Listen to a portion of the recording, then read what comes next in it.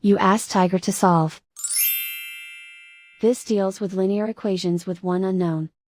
The final result is x equals 3. Let's solve it step by step. Group all x terms on the left side of the equation. Subtract x from both sides.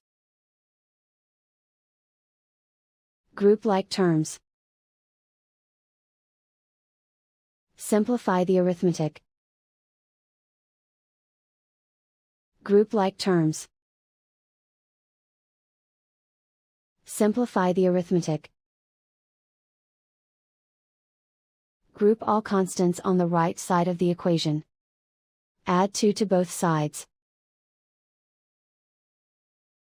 Simplify the arithmetic.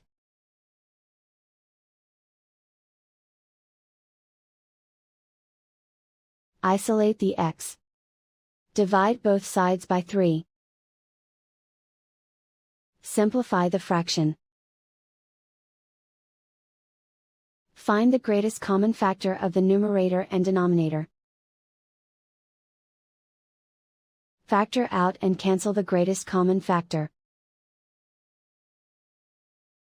And so the final result is x equals 3.